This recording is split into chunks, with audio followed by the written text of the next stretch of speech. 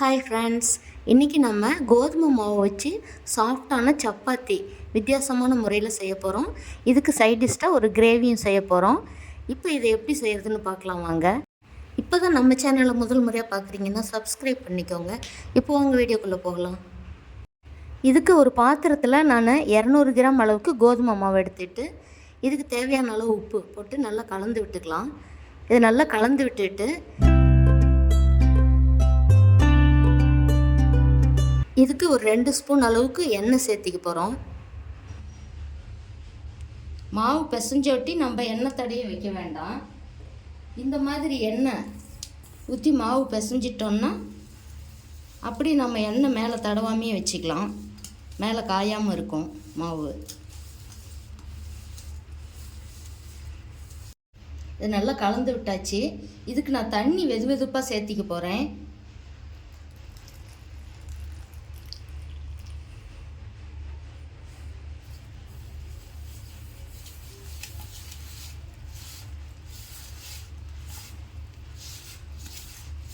இந்த மாதிரி நம்ம தண்ணி வெது வெதுப்பான தண்ணி ஊற்றி பிசையும் போது நமக்கு பிசையறதுக்கு நல்ல வசதியாக வரும். மாவு ஈஸியாகவும் வரும்.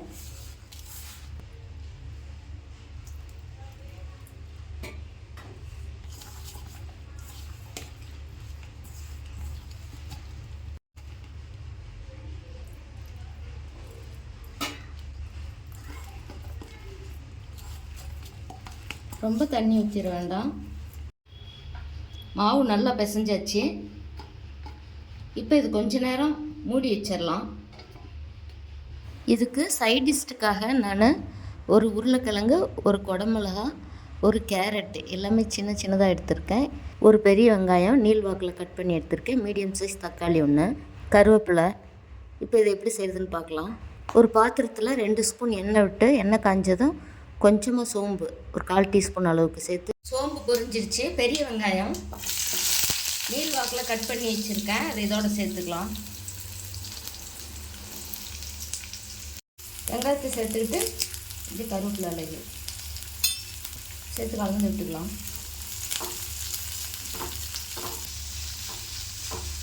வெங்காயம் கொஞ்ச நேரம் வதங்கிட்டோம். இந்த வெங்காயத்தோட கொஞ்சம் இஞ்சி பூண்டு பேஸ்ட்டு சேர்த்துக்கலாம்.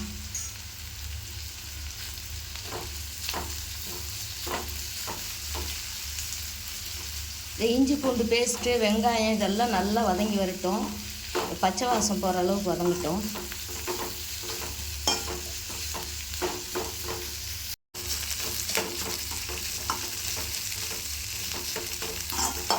இஞ்சி பூண்டு பேஸ்ட்டோட பச்சை வாசம்லாம் போய் வெங்காயம் நல்லா வதங்கி வந்திருக்கு. இப்போ இதோட ஒரு தக்காளி கட் பண்ணி வச்சுருக்கேன். அதை சேர்த்துக்கலாம்.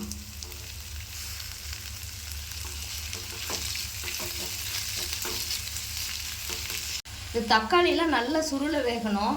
இதுக்காக கொஞ்சம் மஞ்சள் தூள், கொஞ்சம் கல்லுப்பு சேர்த்துக்கலாம். சேர்த்து நல்லா கலந்து விட்டுக்கலாம். இது கொஞ்சம் நேரம் நல்லா வதங்கட்டும். தக்காளி நமக்கு நல்லா வதங்கி வரணும், சுருள வேகணும். அப்போ தான் நல்லாயிருக்கும். கொஞ்சம் நேரம் இது வதங்கட்டும். இது தக்காளி நல்லா பாருங்கள் மசிய வந்துருச்சு. இந்த சமயத்தில் இது கொஞ்சம் மசாலா பொடிகள் சேர்த்துக்கலாம். 1/4 டீஸ்பூன் வரமிளகாத்தூள், ஒரு 3/4 ஸ்பூன் அளவுக்கு கரம் மசாலா, 1 ஸ்பூன் மல்லித்தூள் போட்டு இது நல்லா கலந்து விட்டுக்கலாம். ஒரு நிமிஷம் இதில் இந்த பொடிகளெல்லாம் இதில் வதங்கட்டும். அப்புறமா காயெல்லாம் சேர்த்துக்கலாம். இந்த மசாலா தூள்லாம் போட்டு நல்லா கலந்து விட்டாச்சு. இப்போ நம்ம கட் பண்ணி வச்சுருக்கிற காயெல்லாம் அதில் சேர்த்துக்கலாம்.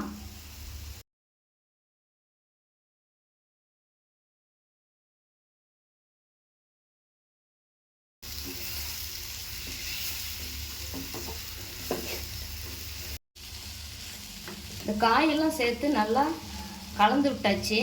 இப்போ இதுக்கு வேகிற அளவுக்கு ஒரு 1/2 டம்ளர் தண்ணி சேர்த்துக்கலாம்.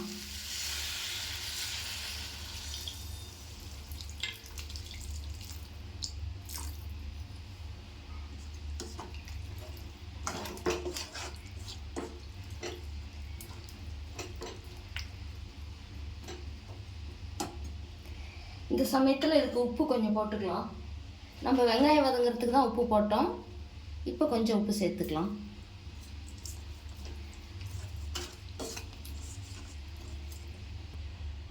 இப்போ இதை மூடி வச்சிடலாம். கொஞ்ச நேரம் வேகட்டும். திறந்து பார்த்துக்கலாம்.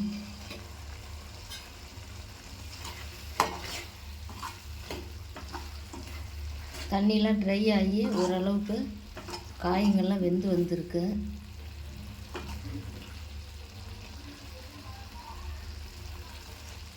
உருளைக்கிழங்குலாம் நல்லா வெந்துருச்சு.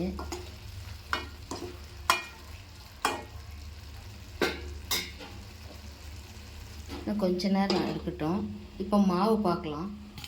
இப்போ மாவு வந்து நம்ம சப்பாத்திக்கு தீத்தி எடுத்துக்கலாம்.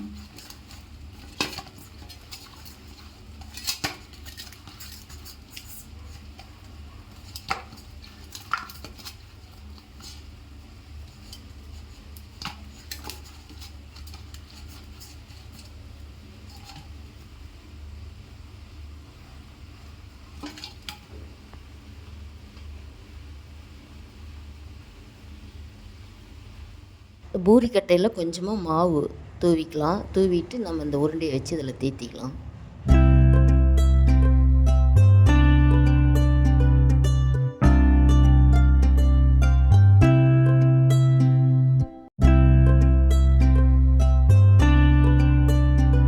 நல்லா மெல்லிசாக தீத்தி எடுத்துக்கலாம்.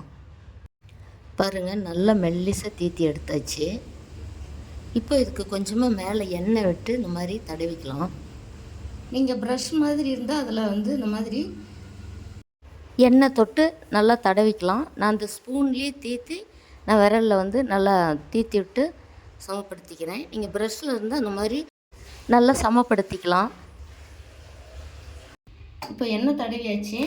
இதுக்கு மேலே லேசாக நம்ம மாவு தூவிக்கலாம். இப்போது இதை எப்படி மடித்து விட்டுக்கலாம்.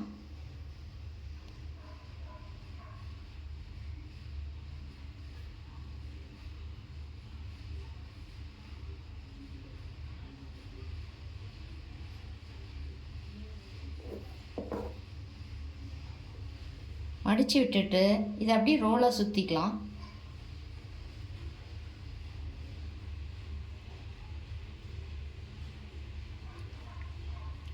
பாருங்கள், அழகாக ரோலாக சுற்றியாச்சு. இதை இந்த மாதிரி விரல் வச்சு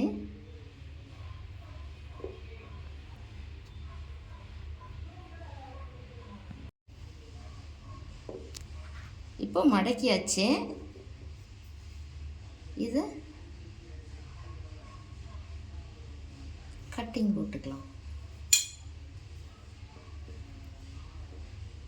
பாருங்கள், அழகாக லேயர் வந்துருச்சு.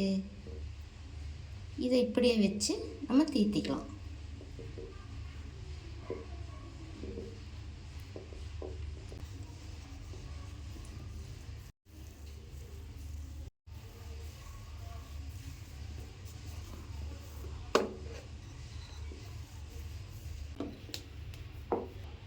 இப்போ பாருங்கள், நல்லா மெல்லிசாக தீத்தியாச்சு. நல்லா போட்டுக்கலாம். இதுக்கு எண்ணெய் ஊற்ற வேண்டாம். 2 சைடும் திருப்பி போட்டுட்டு அப்புறமா நம்ம எண்ணெய் விட்டுக்கலாம்.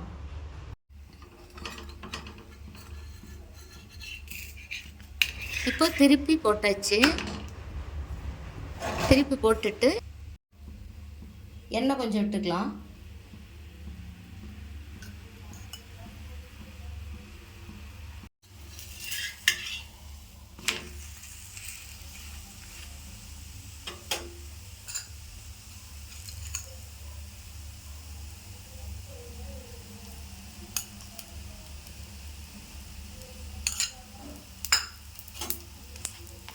இப்போ 2 சைடும் நல்லா வெந்து வந்துருச்சு.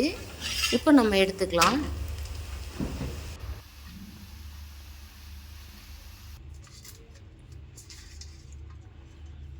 பாருங்கள், நமக்கு லேயர் அங்கங்கே பாருங்கள் நல்ல லேயராக வந்திருக்கு.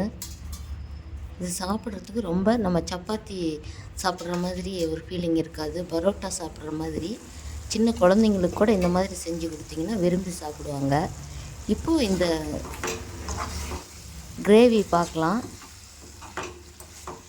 பாருங்கள், நல்லா வெந்து நல்லா ரெடி ஆகிடுச்சு. இப்போ மல்லித்தலை தூவி இறக்கிடலாம். இப்போ பாருங்கள், சப்பாத்திக்கு சூப்பரான சைடிஷ் ரெடி ஆகிடுச்சு. இதே போலவே நீங்களும் செஞ்சு பாருங்கள். சப்பாத்திக்கு, பூரிக்கு, சாதத்துக்கு, இதுக்கெல்லாம் இந்த மாதிரி சைடிஷ் ரொம்பவே நல்லாயிருக்கும்.